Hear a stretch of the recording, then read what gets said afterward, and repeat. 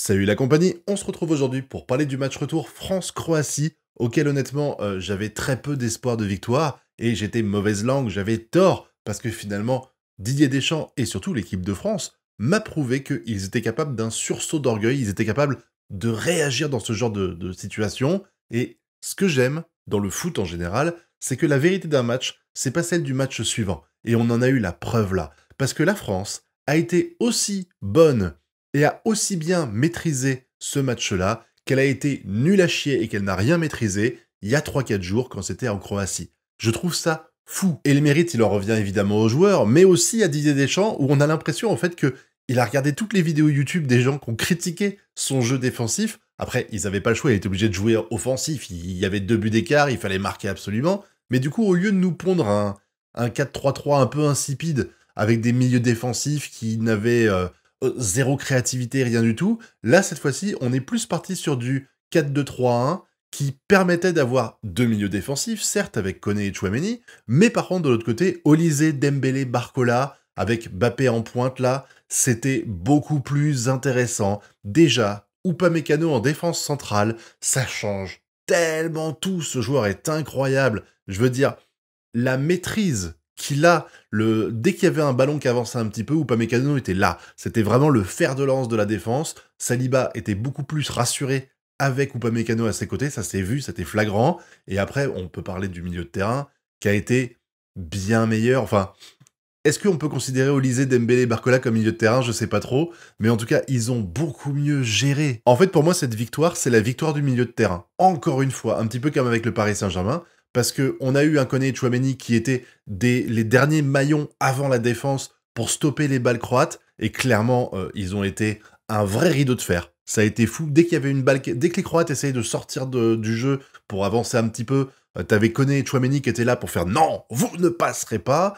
Et en attaque, Olysée, Dembélé, Barcola, Mbappé, c'était le feu. C'était le feu. Déjà, et j'ai beaucoup critiqué, donc je me permets quand même de faire une remarque, c'est que Mbappé, il a beau être en pointe, il avait un jeu extrêmement généreux. Alors pas tout le temps évidemment, mais je l'ai vu des fois faire des choix où il faisait une passe à Dembélé ou autre, et où je me suis dit, c'était peut-être mieux de tirer dans cette situation-là.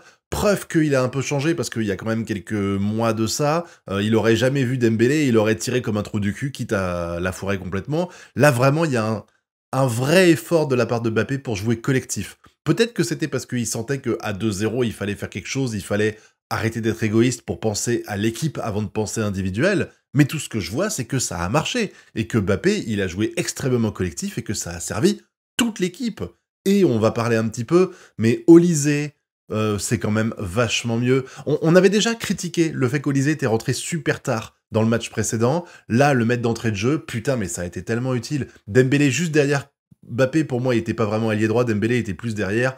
Et Olysée qui était là pour apporter un peu de fraîcheur, parce que, mine de rien, bah lui, il est un peu créatif. Alors évidemment, c'est pas un Griezmann, mais tu sens quand même qu'il y a qu'il y a une vraie volonté de créer, une vraie volonté d'apporter quelque chose, et ça a permis à toute l'équipe, et je dis pas que c'est Olysée qui a permis ça, mais en fait, ce rideau de fer défensif, avec Maignan en tant que gardien du dernier rempart, qui a assuré le peu de fois où c'était nécessaire avant les pénaltys, les 4 défenseurs, Koundé qui était beaucoup plus en forme, Upamecano, Saliba et Hernandez, qui ont fait le taf, Koné Tchouaméni juste devant, et surtout, je vous dis, cette ligne milieu Dembélé, Olysée et Barcola, qui ont mis la pression, et même Mbappé qui mettait la pression sur les Croates pour avoir le ballon à chaque fois, ça a fini par payer.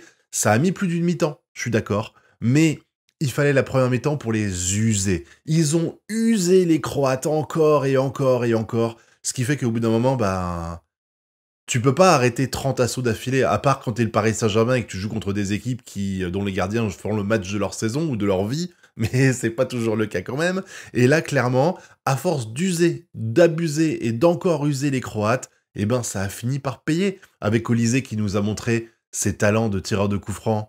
Magnifique. Le but qu'il met, y a rien à dire. On peut parler quand même, encore une fois, des rôles un peu invisibles d'Upamecano. Upamecano qui est au milieu du mur de Croate et qui va s'amuser à gêner, sautiller et tout ça pour empêcher le gardien de voir. C'est con, c'est ridicule. Enfin, c'est pas ridicule, mais ce que je veux dire, c'est que c'est du travail un peu invisible, mais alors je dis pas que sans ça, il y aurait pas eu le but, mais ça a joué aussi. Et Upamecano, il joue là-dessus, enfin il est un joueur qui est bon pour moi, c'est pas un joueur qui va juste faire les 2 actions décisives qui vont permettre soit d'arrêter, une action qui aurait pu mener à un but, soit d'en mettre un. C'est un joueur qui est présent 90 enfin 90 minutes, qui va intervenir en permanence et où tu verras presque pas enfin, c'est pas que tu verras pas son implication, mais que son implication est tellement naturelle que tu t'en rends limite pas compte qu'il est là et qu'il fait des dingueries. Et Upamecano, c'est son cas, je trouve. Il fait des dingueries, mais des fois aussi, quand il n'y a pas de dingueries à faire, il fait quand même un travail incroyable. Et là, c'était le cas. Et puis, c'est lui qui tire le penalty victorieux à la fin. Mais clairement, là, c'est 45 minutes de la seconde mi-temps. C'était un régal. Un déroulement de l'équipe de France qui m'a rappelé le Paris Saint-Germain qu'on a récemment. Alors après, il faut dire qu'à un moment donné, t'avais, à part Mbappé qui était l'ancien parisien, mais sinon t'avais Dembélé, Barcola sur le terrain, voilà, t'avais l'ancien trio qui était là. Il y a même eu Kolo Muani qui est rentré à un moment donné. Mais vraiment, c'est la preuve que l'équipe de France, elle est capable de créer, elle est capable d'être offensive, et même quand elle l'est, elle est capable de faire quand même un clean sheet. Comme quoi, on n'est pas obligé de foutre 4 milieux défensifs et 4 défenseurs centraux pour empêcher les ballons de rentrer, hein. Il suffit d'avoir un rideau de fer au milieu de terrain qui fait la différence. Pour moi, le milieu de terrain, c'est ce qui fait tout dans une équipe. Et clairement, le milieu de terrain qu'on a eu là, Koné Tchouaméni, et avec, pour moi, les joueurs en retrait, Olysée Dembélé et Barcola, qui permettaient de mettre le pressing et d'empêcher les relances des défenseurs et des milieux défensifs, eh ben c'était parfait.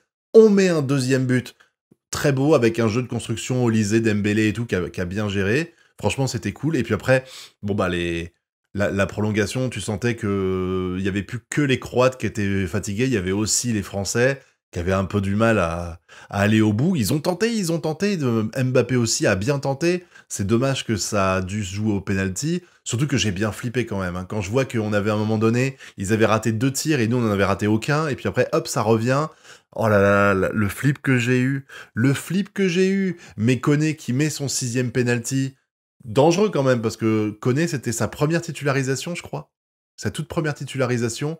Et, enfin, pas titularisation, mais sa toute première cape en équipe de France. Ça y est, il a enfin joué son premier match. On aurait aimé le voir avant. Mais il a fait un bon travail à la place de Barcola, qui a quand même pas été énorme. C'est sans doute le joueur qui a été le moins bon sur le terrain, c'était Barcola. Koné, il y a moyen qu'il détrône Barcola. Hein, il peut déjà le détrôner à Paris, là il va le détrôner, ça continue en équipe de France, mais je trouve que il a fait des choses vachement intéressantes, surtout pour une première titularisation, c'est assez dingue. Et derrière, bah, le penalty qu'il met avec le sang-froid derrière, première cape, match à élimination pour arriver dans le Final Four de la Ligue des Nations, même si ça reste une coupe amateur. Franchement, chapeau l'artiste, hein. Mais bon, pour moi quand même s'il a été très bon et que ça fait plaisir de voir sa première entrée en jeu, ça n'empêche que pour moi, les 2 maillons les plus forts de l'équipe qu'on a eu ce soir, c'est Maignan qui a assuré en tant que gardien pour les tirs au but, là vraiment, rien à dire. Si on l'avait eu face à l'Argentine en Coupe du Monde, je pense que le scénario n'aurait pas été le même du tout. Et Olysée qui met un but. Alors je crois que j'ai vu une info, je sais pas si elle est vraie, mais je crois que la dernière fois que l'équipe de France a marqué un but sur coup franc, sur coup de pied arrêté, je crois que c'était Jérôme Roten en 2005, truc comme ça, ou 2003. Enfin, c'était il y a presque 20 ans, ou il y a plus de 20 ans. Incroyable de voir qu'on a galéré à mettre des coups francs depuis tout ce temps-là. 2007, peut-être 2007 coups francs, je sais pas. Mais en tout cas, c'est fou de se dire qu'on a mis aussi longtemps pour mettre un coup franc.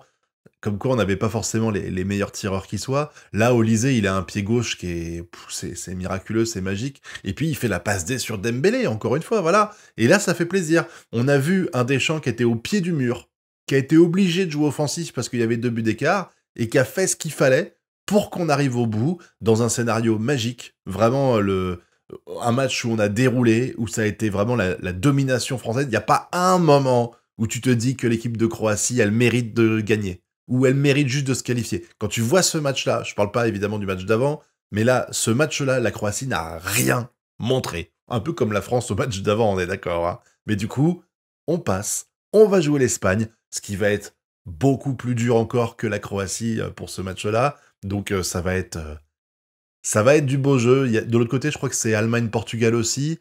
Bon, même si c'est une compétition amateur, il y a quand même des belles affiches. Donc ça va être cool, on verra ça.